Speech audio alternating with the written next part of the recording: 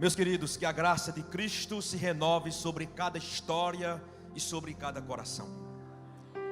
Eu só ouvi amém de quem está sentado aqui na frente. Vamos abrir a Bíblia. Evangelho de Mateus, capítulo 5.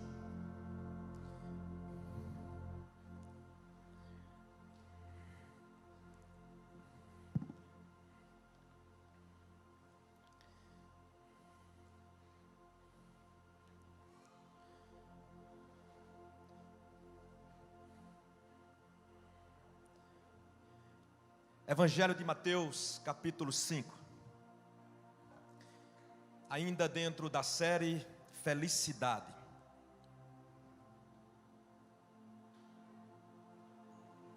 E hoje pesa a sua responsabilidade de dizer algumas coisas ainda sobre os versículos 11 e 12. E eu quero fazer isso de uma maneira objetiva, prática e rápida. O que não significa sem senso de responsabilidade. Eu tenho aprendido que quem fala tem responsabilidade com o que diz, mas também com aqueles que lhe ouvem. E isso pesa bastante sobre o meu coração. Evangelho de Mateus, capítulo 5. Após a leitura, fique com o texto aberto, que eu quero chamar a sua atenção aqui para algumas coisas importantes. Vendo Jesus as multidões, subiu ao monte. Presta atenção nisso. E como se assentasse, aproximaram-se os seus discípulos, e ele passou a ensiná-los, dizendo: bem-aventurados os humildes de espírito, porque deles é o reino dos céus. Bem-aventurados os que choram, porque serão consolados. Bem-aventurados os mansos, porque herdarão a terra. Bem-aventurados que têm fome e sede de justiça, porque serão fartos. Bem-aventurados os misericordiosos, porque alcançarão a misericórdia. Bem-aventurados os limpos de coração, porque verão a Deus. Bem-aventurados os pacificadores, porque serão chamados filhos de Deus. Bem-aventurados os perseguidos por causa da justiça, porque deles é o reino dos céus. Bem-aventurados sois quando por minha causa vos injuriarem e vos perseguirem, e mentindo disserem todo o mal contra vós. Regozijai-vos e exultai, porque é grande o vosso galardão nos céus, pois assim perseguiram aos profetas que viveram antes de vós. Tema da mensagem de hoje: a bem-aventurança dos bem-aventurados. Vamos repetir? A bem dos bem-aventurados. Durante esses dias, estivemos pensando sobre o signo da felicidade. E hoje, especificamente, eu acordei com uma impressão na minha alma, dizendo que todas as reflexões feitas puderam me levar a um determinado entendimento. E aí eu quis justamente especificar esse entendimento numa única frase, dizendo de que eu não acredito no mito da felicidade, mas eu creio na graça da bem-aventurança. Dá para entender a diferença? Vou repetir. Eu não acredito no mito da felicidade, mas eu creio na graça da bem-aventurança. Por que é que eu não acredito no mito da felicidade na sociedade atual? Eu não acredito no mito da felicidade da nossa era, porque todos os projetos de felicidades nos chamam sempre a os processos de gratificação. Todos os projetos de felicidade da nossa sociedade nos chama a o lugar da recompensa, o lugar da satisfação momentânea, aonde os nossos corações são conduzidos de estados de efusão para depois processos de sede, de buscas e de reedições. Em outras palavras, eu estou dizendo assim, de que eu não acredito no mito da felicidade da nossa era, porque todo aquele que quiser pautar a sua felicidade em projetos de prazeres, em projetos de conquistas e em projetos de realizações momentâneas, viverá a vida inteira como um homem que, acordando todos os dias, deseja matar a sua sede com água salgada. Deu para entender ou não? Todo aquele que tenta matar a sede com água salgada, logo percebe que a água salgada, ao invés de matar a sede, intensifica ainda mais a nossa própria necessidade. Ou seja, nessa perspectiva eu estou afirmando de que todo projeto de felicidade na sociedade atual pretende nos conduzir à condição de seres insaciáveis, mas uma insaciabilidade que pretende nos colocar num processo aonde a minha alma nunca se sentirá plenamente pacificada, nunca se sentirá plenamente tranquila, nunca se sentirá movida por um senso de contentamento, já que a máxima do nosso tempo é prazer a qualquer custo, é vitória a qualquer preço e é sucesso independente de qualquer medida. Olhando, meus queridos, nessa perspectiva, eu prefiro afirmar de que eu creio é na graça da bem-aventurança. Agora, por que é que eu não acredito no mito da felicidade na sociedade atual? Por 3 razões básicas. Primeiro, eu não acredito olhando para os nossos cenários, sabe por quê? Porque nós vivemos num mundo insípido e num mundo em trevas. É isso que está dito nos versos 13 e 14 do capítulo 5. Em outras palavras, eu estou dizendo de que eu não acredito no mito da felicidade na sociedade atual, porque nós vivemos no contexto cercado por pessoas sem sal, que se conduzem a todo tempo por ideias sombrias e algumas delas pura trevas. Olhando nessa direção, observe de que o mito da felicidade que se afirma no prazer momentâneo e que está, acima de tudo, firmado na experiência ou na dependência de pessoas sem sal, sempre nos colocará numa perspectiva de relacionamentos superficiais, sempre nos colocará na direção de relacionamentos sem sabores e sempre nos fará experimentar de relacionamentos sem gostos, e alguns que serão para nós promotores de processos de desgosto. Porque é que eu não acredito nesse mito da sociedade atual? Porque nós vivemos num mundo de pessoas insípidas, mas também de uma realidade de trevas, aonde os projetos, eles são volúveis, aonde os projetos, eles são passageiros, aonde os desejos mudam de acordo com a ordem do dia, aonde as expectativas variam de acordo com a ansiedade da época. E aí o que eu tenho visto é cada vez mais pessoas movidas por um senso de insaciabilidade tal que não se dão conta que isso é justamente resultado de relações interpessoais insípidas, mas também de pessoas que se conduzem por ideias de sombras e algumas de trevas. Por que é que eu não acredito nesse mito? Por que é que o mito da felicidade não se confirma?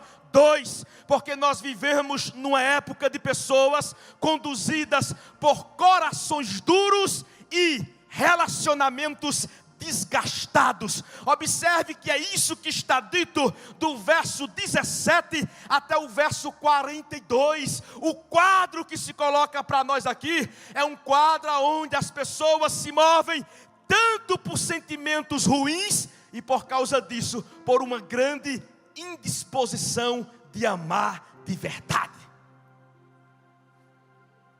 E todo aquele, presta atenção, que tentar se realizar a partir do convívio com pessoas movidas por sentimentos ruins, com certeza verá a sua vida colocada em conflitos, adversidades e ao mesmo tempo desencantos e frustrações.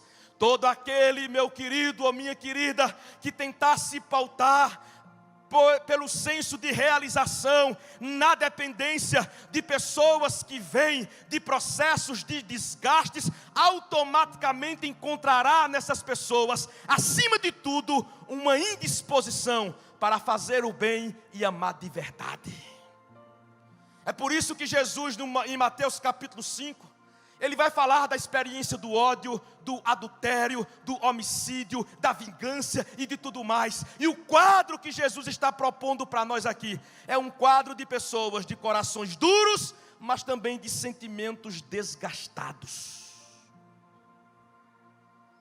E é muito comum nós vermos hoje as pessoas saindo de um relacionamento, entrando em outro relacionamento, sem curarem as suas próprias feridas, e depois descobrindo na imediaticidade da pressa, o desencanto, a frustração e a falta de correspondência.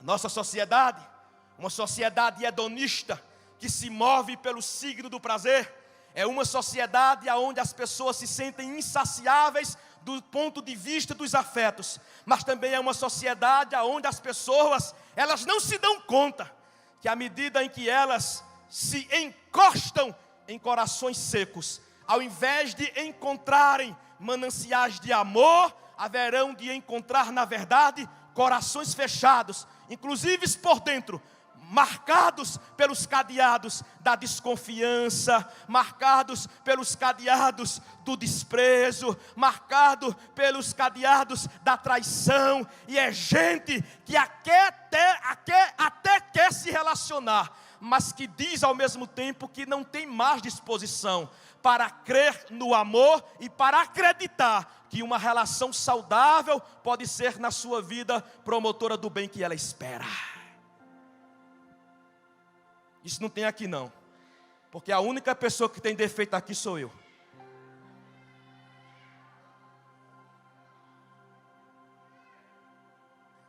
Outro dia eu estava numa aula, e uma aluna perguntou assim: professor, o que é um trauma craniano?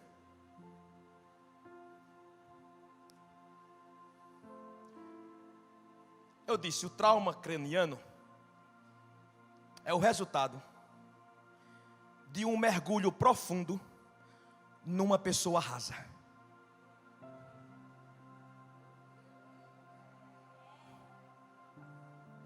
E por que é que algumas pessoas sofrem de traumatismos cranianos? Porque elas não se dão conta que estão mergulhando em pessoas rasas. E todo aquele que mergulha profundo numa pessoa rasa vai encontrar, no mínimo, uma pedra. E aí muita gente, por causa de mergulhos profundos em pessoas rasas, não somente tem os seus corações partidos, mas também tem as suas cabeças e pescoços quebrados. A experiência de alguém que eu quero ilustrar com isso é daquelas pessoas que, tendo vivido uma decepção, tendo experimentado uma frustração do ponto de vista das relações, se fecha para o amor se desencanta para os novos afetos e passa a fazer a apologia em torno dos relacionamentos trágicos, de que não vale a pena amar e de que é melhor morrer na solidão, na tristeza, na melancolia ou quem sabe na busca de um amor platônico nas redes sociais. Isso também não tem na Igreja da Liberdade.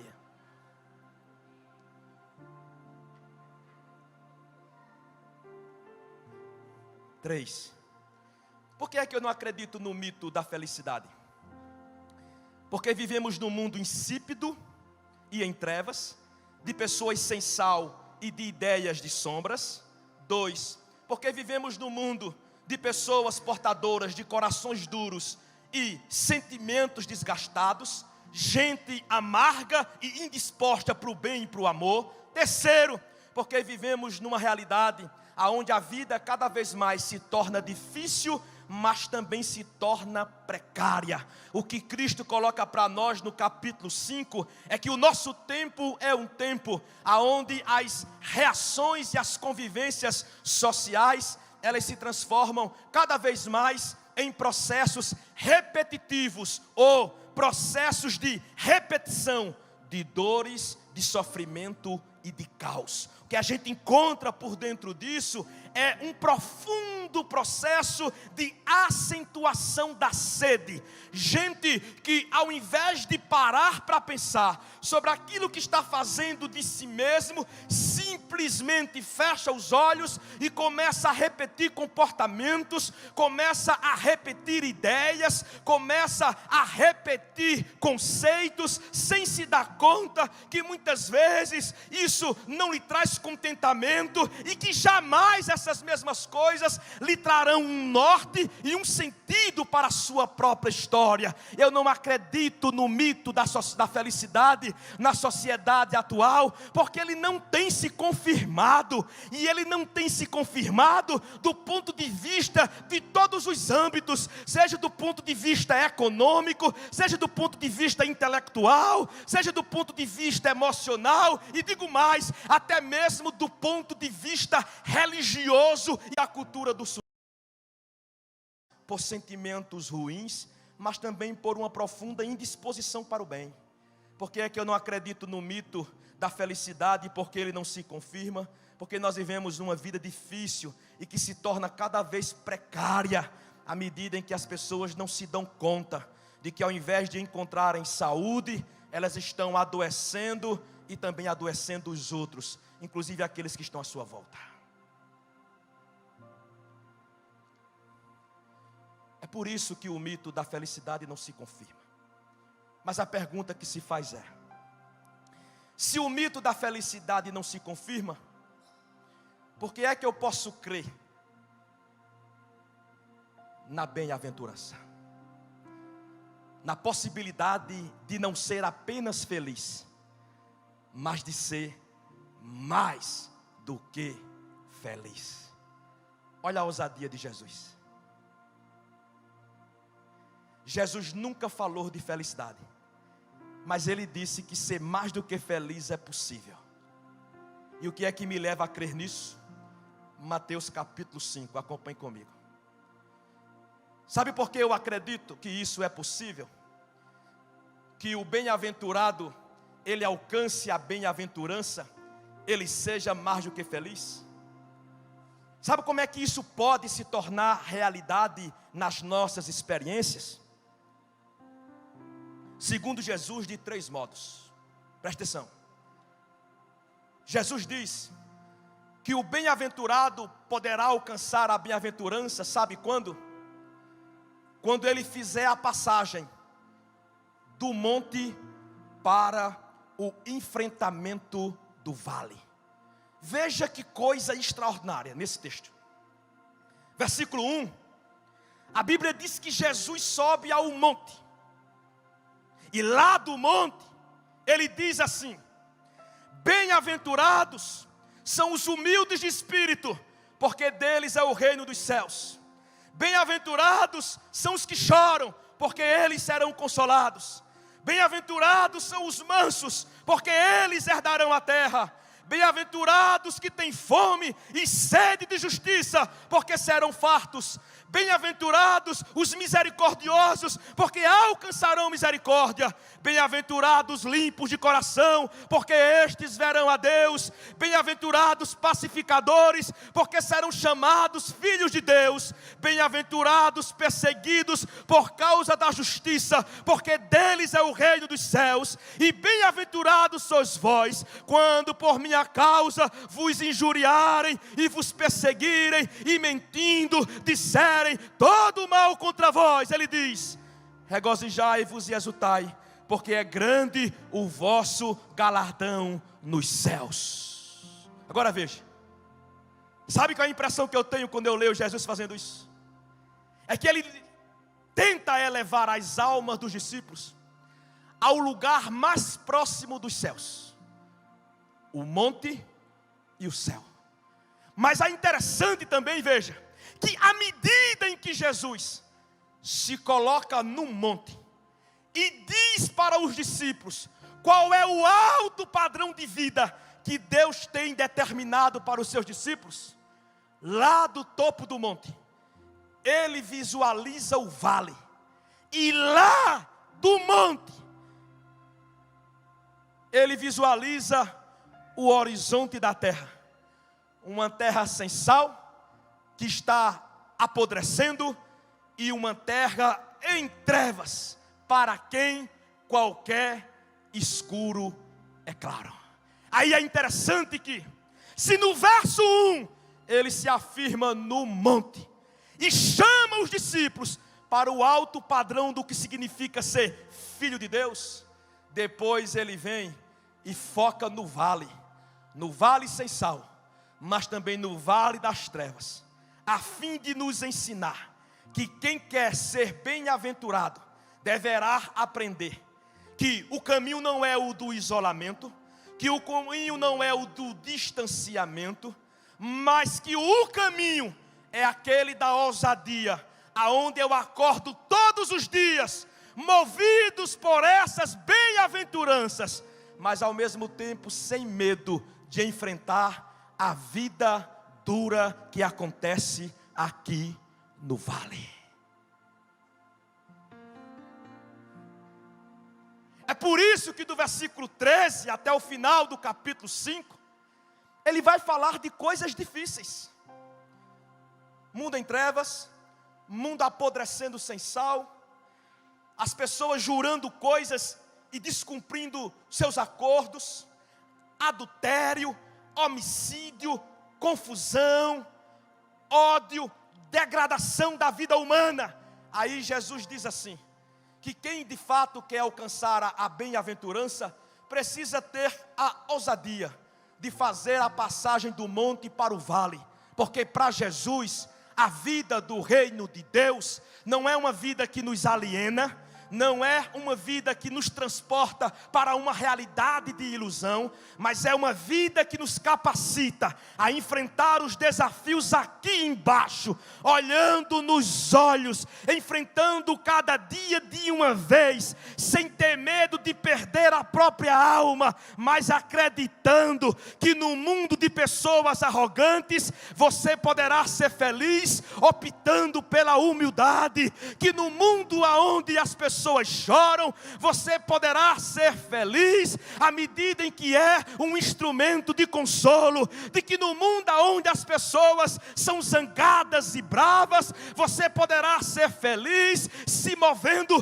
pelo espírito da mansidão, que no mundo de pessoas que promovem injustiça e desigualdade, você poderá ser feliz, à medida que se move por um princípio de equidade e de justiça social e humana, que no mundo de pessoas implacáveis, você poderá ser feliz, vivendo pelo signo da misericórdia, que no mundo de pessoas impuras de coração, você poderá acessar a bem-aventurança, à medida que tem um coração puro e desprovido de maldade, que no mundo onde muita gente faz guerra, inclusive em nome do sagrado e em nome de Deus, você vai poder ser feliz, se tornando uma ponte e um mediador entre corações distantes, que no mundo onde todo mundo persegue, você poderá ser feliz à medida que abre os braços para amar essas pessoas, não do jeito que você quer amar, mas no alto padrão, ou a partir do alto padrão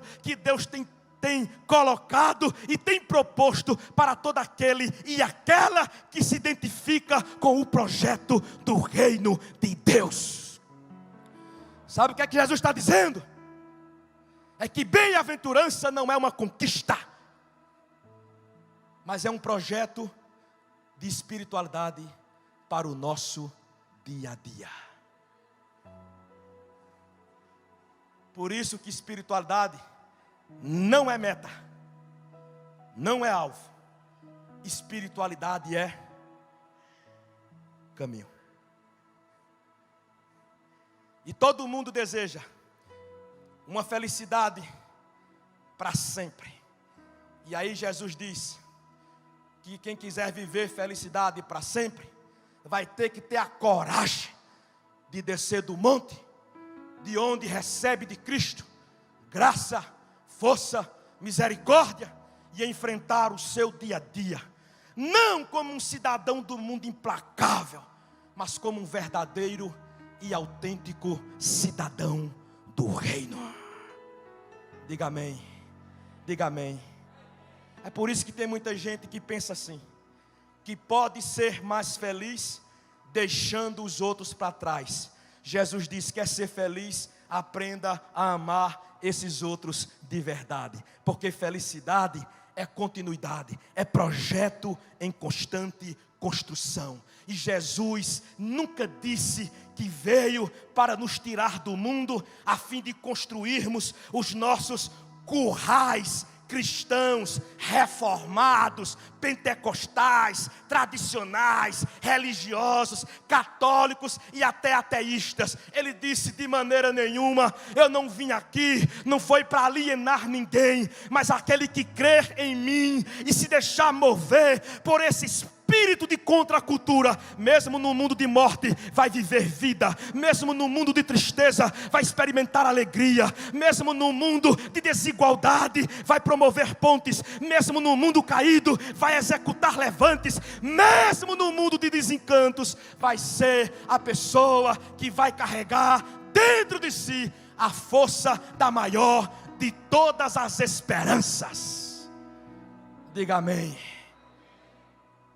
E eu gosto de Jesus disso, porque ele disse: eu não vim para fazer disso aqui um paraíso. Também não oro para que o Senhor os tire do mundo. Eu oro para que o Senhor os livre do mal. E o pior mal do qual Jesus pode me livrar não é o mal dos demônios contra mim, nem é o mal dos homens que se levantam contra mim, mas é o mal do meu próprio coração, que a todo tempo boicota o projeto que Deus tem estabelecido para a minha própria vida. Aí você diz: mas por que a minha vida é tão difícil?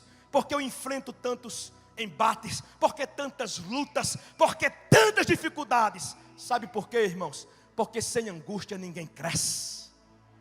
E nós não somos salvos pelos nossos arreios de conquistas. Nós somos salvos pelas nossas quedas, os nossos fracassos, os nossos medos, as nossas raivas e as nossas angústias, porque são esses sentimentos que me dizem a todo tempo como a vida do reino de Deus é diferente, e como Deus pode ser para mim muito mais do que um conceito. Ele pode se tornar em mim uma realidade duradoura e uma realidade para todos os dias.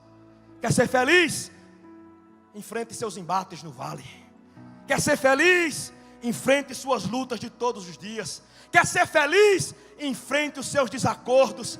Quer ser feliz? Enfrente as suas desamizades. Quer ser feliz? Confronte as suas desarmonias. Quer ser feliz? Vá ao encontro das suas angústias. Não se acovarde, mas também não se isole, Por outro lado, se deixe apoderar por essa graça de Deus, que tendo nos elevado ao topo da sua presença, nos capacita a viver o dia aqui embaixo, de cabeça erguida e com dignidade, no poder do Espírito Santo. Diga amém.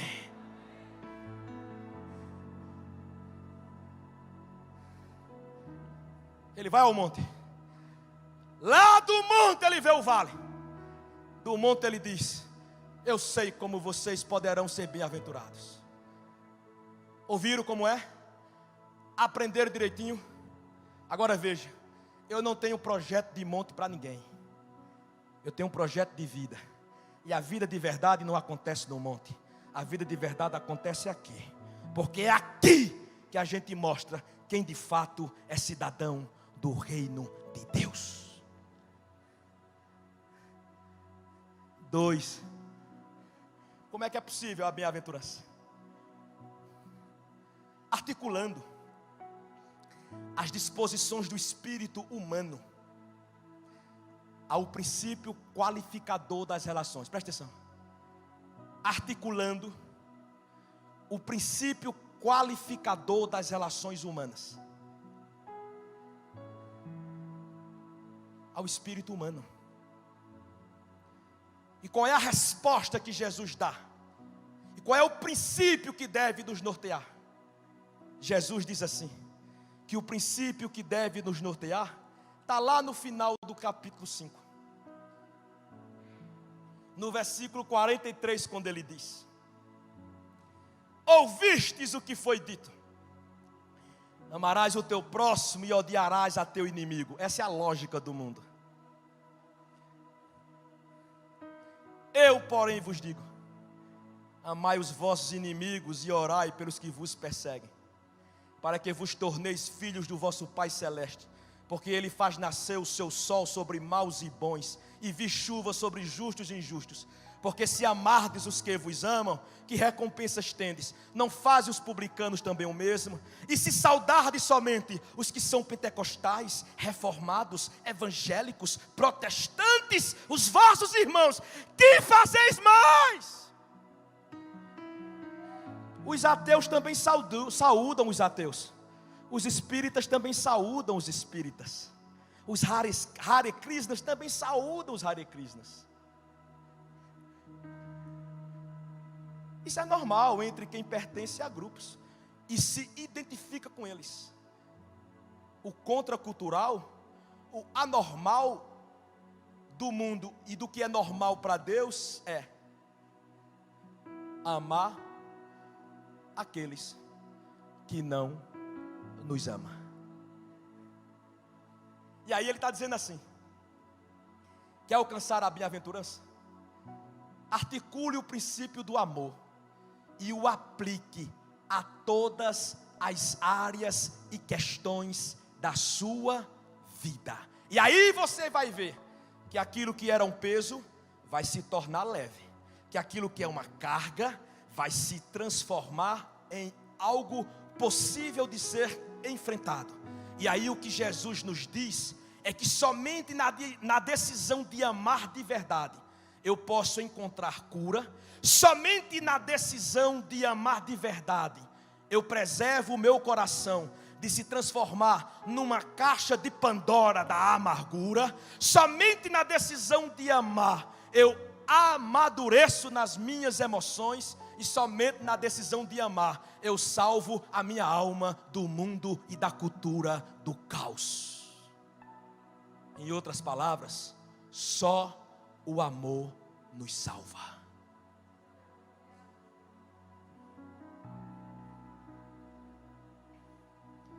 E mais nada. Porque Jesus disse que o amor é a máxima.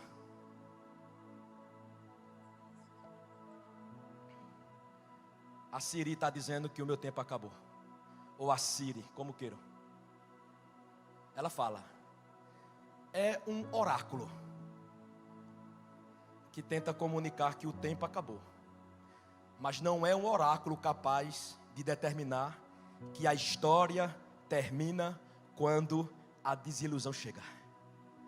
Porque Jesus está dizendo que todo aquele e aquela que se deixa mover por uma decisão de amar, vai poder encontrar no mundo de pessoas insípidas e numa realidade de trevas, uma razão maior para acordar todos os dias se sentindo a pessoa mais livre do planeta Terra.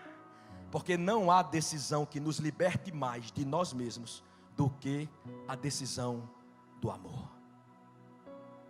Aí você diz assim: mas como é que eu aplico isso às questões práticas da vida, principalmente nos meus conflitos interpessoais?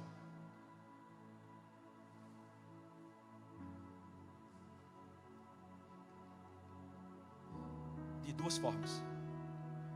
Uma, olhando para os outros, sem nunca perder a perspectiva de que ele ou que ela também é ou também são imagens e semelhanças de Deus. 2, enfrentando toda e qualquer situação de conflito na certeza de que eu nunca posso atentar contra o projeto de ninguém de poder viver dignamente a vida que Deus quer que cada um viva. Em outras palavras, meus queridos, o que eu estou querendo dizer é que o projeto da bem-aventurança só é possível quando a gente decide mudar de verdade. E mudar por si só já é uma decisão capaz de alterar a maneira como eu vivo, a maneira como eu vejo e o modo como eu sinto o mundo à minha volta, mas também tudo aquilo que vem contra mim. Em outras palavras, eu estou dizendo que bem-aventurado é aquele que é capaz de olhar para o outro movido pelo sentimento da compaixão, a capacidade de olhar para o outro de maneira sensível, e ao invés de vê-lo como um inimigo em potencial, olhar para ele e olhar para ela também como um projeto de Deus, e alguém que, estando vivo, é também com quem Deus tem negócio e a quem Deus deseja ensinar como a vida com Cristo pode ser vida em bem-aventurança de verdade. 2, aliás 3 e último. Como é que o projeto da bem-aventurança é verdade? Fazendo a passagem do monte para o vale, vivendo a espiritualidade dia a dia, com os nossos acertos e erros, aprendendo com os acertos e se ressignificando nos erros de nós mesmos. Segundo, articulando o amor a todos os processos da vida, inclusive os processos decisórios que são determinantes para as nossas trajetórias.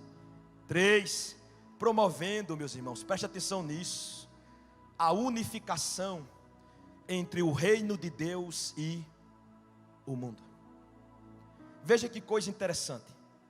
Quando você lê o capítulo 5 de Mateus, você vai encontrar 3 expressões que se repetem. A expressão bem-aventurados, que aparece cerca de 7 a 8 vezes, dependendo da tradição. Depois Jesus se voltando para os discípulos e dizendo assim: vós sois, vós sois, vós sois. E depois Jesus dizendo assim: eu, porém, vos digo. Presta atenção. Ele diz: bem-aventurados são esses. Depois ele diz assim: vocês serão esses bem-aventurados, se assim forem. E vocês se afirmarão como sendo, à medida que todos os dias tiverem a capacidade de dizerem assim para vós mesmos: não eu, mas Cristo vive em mim. Ou seja, viver não pelo que acredita a partir de si mesmo, não por aquilo que deseja a partir de suas próprias vontades, mas viver movido pela atmosfera que me diz todo dia: eu, porém, vos digo. Por que é que o projeto da sociedade não se afirma? Porque está todo mundo construindo um projeto a partir de si mesmo. Aí Jesus diz: o desafio é se deslocar interiormente. Ao invés de você viver pelo que eu acho, eu acredito, essa é minha opinião, ter a ousadia e fé de dizer assim: agora eu não vou mais viver pelo que eu acho, nem pelo que eu digo. Agora eu vou acordar todos os dias, trazendo à minha memória o eu, porém, vos digo de Cristo. Porque todo aquele que seguir a vida pelo eu, porém, vos digo de Cristo, com certeza encontrará em toda a realidade da vida, apesar de todos os processos de lutas, embates, desencantos, frustrações, derrotas, fracassos e misérias humanas, vai poder encontrar no dia a dia da experiência da fé um manancial de graça e de vida abundante. Não tem coisa pior do que você se mover simplesmente por aquilo que você acha que é uma verdade absoluta. Falo de mim, das minhas próprias misérias. Quantas vezes as minhas verdades não se transformaram em mentiras? Quantas vezes os meus achismos não se transformaram em relacionamentos ou em experiências de perdidos e de perdidas? Quantas vezes eu não experimentei o fracasso, a miséria e a tristeza, simplesmente porque eu disse assim: agora eu encontrei a maneira, agora eu encontrei o modo, agora eu encontrei a saída. E aí beijei a lona e fracassei em determinados momentos. Até que Cristo vem e diz assim: quer encontrar a bem-aventurança? Se deixe guiar pelo que eu vos digo, porque o que eu vos digo é vida e vida em abundância. Por que é que todo projeto fracassa? Porque não é segundo o que eu vos digo, é segundo o que você acha, é segundo o que a mídia diz, é segundo o que as plataformas sociais dizem, Instagram, WhatsApp, Facebook e outras coisas mais. Aí a gente vai por ali, vai por ali, vai por ali, vai caminhando, vai caminhando. Esse é o modelo, esse é o padrão. Ah, essa aqui é a nova tendência. Ah, essa aqui é o novo cara. Ah, essa aqui é a nova pessoa. Ah, quem está fazendo assim está se dando bem. Olha fulana, olha cicrana. Aí a gente vai, movido pela cultura do rebanho que se move pela ilusão. Mentalidade de rebanho. Está dando certo para fulano, vai dar certo para mim. Está dando certo para ciclano, vai dar certo para mim. Fulano de tal começou assim, deu certo para ele. Aí a gente vai andando, andando, andando, e descobre que os mananciais que nos prometeram, na verdade, são cisternas rotas. Aí a gente faz o quê? Mergulha profundo. E todo aquele que mergulha profundo num projeto raso vai quebrar a cabeça, vai sofrer um traumatismo craniano. Jesus diz assim: ao invés de você mergulhar profundo numa pessoa rasa, olhe para mim, diz Jesus, porque eu, porém, vos digo. E quem andar pelo que eu, porém, vos digo, mesmo num tempo de deserto, como esse que estamos vivendo, vai poder viver a bem-aventurança dos bem-aventurados. Porque em que é que consiste a bem-aventurança dos bem-aventurados? Na decisão existencial, na resolução interior de acordar todos os dias e dizendo assim: não vai ser do meu jeito, vai ser do jeito de Deus. Não vai ser da minha forma, vai ser segundo a vontade de Cristo. Não vai ser de acordo com as vozes da internet. Eu vou continuar crendo no eu, porém, vos digo, porque eu tenho certeza que quem me disse não somente sabe o que está dizendo, como afirmou que é o caminho, a verdade e a vida. Vamos ficar em pé. Vai pelo que acha ou vai pelo que eu, porém, vos digo? Você decide. Quer ir pelo que você acha? Vai mergulhar profundo numa cisterna rasa. Quer ir pelo que Jesus, porém, nos diz? Aguarde carta. Que ainda que você pise num lugar seco, aonde plantar a planta do seu pé, pode ficar certo, ali vai jorrar um manancial de vida. Eu acho extraordinário isso, porque ele diz: bem-aventurados são, vós sois. Aí depois ele diz: eu, porém, vos digo. E aí, irmãos, quer ser feliz? Quem é que comanda as suas disposições interiores? Quer se achar? Quem é que lhe dá a diretriz na adversidade da vida. Quer se reencontrar? Quem é que estabelece a rota dos seus caminhos? Eu digo para vocês, no auge da minha própria limitação, que eu sou um homem fraco. Já li algumas coisas, já mergulhei em autores profundos e já mergulhei em leituras das mais diversas possíveis. Mas eu posso dizer uma coisa para vocês.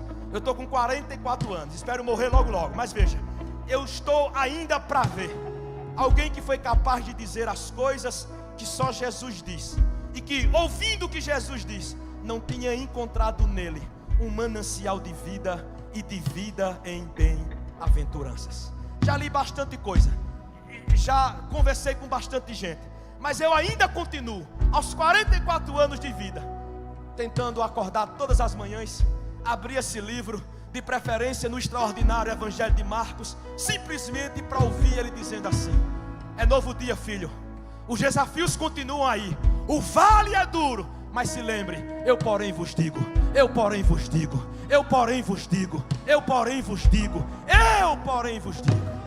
E a minha oração é: Senhor, me livra de mim, Senhor, me livra de mim, me livra das minhas certezas, me livra dos meus achismos, me livra, me livra, me livra dos meus absolutos, Senhor.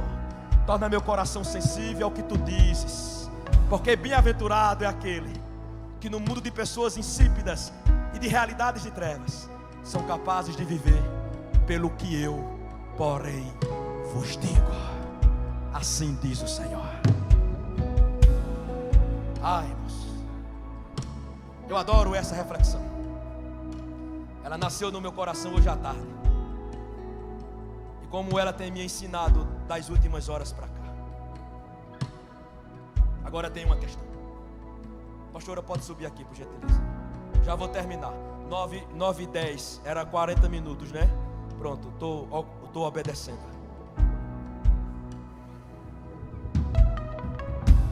Mas deixa eu lhe fazer uma pergunta. Presta atenção. Quando a chuva cai, ela molha montes e vales, sim ou não? Sim ou não? Mas aonde é que floresce primeiro? No topo do monte ou embaixo do vale? Mas veja, a água toca primeiro o topo do monte. Mas por que que floresce primeiro no vale? Por que, irmãos? Sabe onde eu aprendi isso? Vou orar agora, calma. Sabe onde eu aprendi isso? Na universidade onde eu estudei. Eu morava num lugar que eu tinha que fazer uma travessia de uns 30, 40 minutos para chegar na universidade. Eu morava dentro da universidade, um parque extraordinário. Ali eu aprendi sobre as 4 estações da vida: primavera, inverno, verão e outono. Mas é interessante uma coisa lá que eu prestei atenção. Foi o período da primavera. Que coisa linda aquilo ali. Só que aquele lugar tinha aqui umas 7 piscinas naturais que eu tomei banho nelas. Um frio de torar, que mesmo no verão é gelado. Aqui você tinha um vale correndo e muitas serras. Era de um jeito que na época do inverno, quando eu abria a cortina da minha janela, eu conseguia ver o monte cheio de neve. Mas tem uma coisa: eu tinha que passar ali todo dia, no inverno, na primavera ou no verão. Mas eu percebi uma coisa, veja. Quando eu abria a janela, o topo do monte juntava neve no inverno. Mas na primavera, sabe o que eu percebia?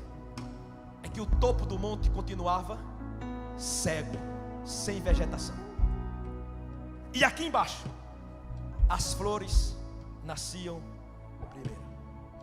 Hoje eu me lembrei dessa imagem e quero fazer a seguinte aplicação: é que na conexão entre o mundo de Deus e o mundo dos homens, a graça de Deus desce sobre montes e sobre vales.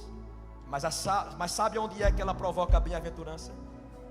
É no vale, é nos lugares mais baixos.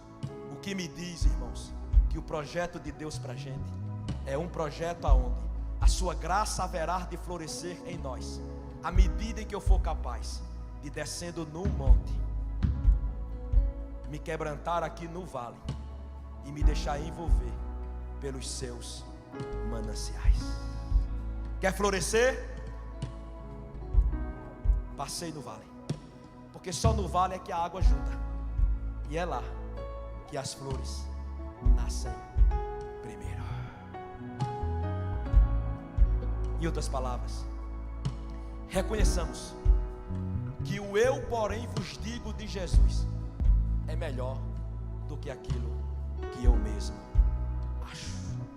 Em que consiste a bem-aventurança dos bem-aventurados? Na nossa capacidade de todos os dias acordarmos decididos em nos deixar guiar pelo eu, porém vos digo, porque quem disse é vida, verdade e caminho. Feche os olhos, vamos orar.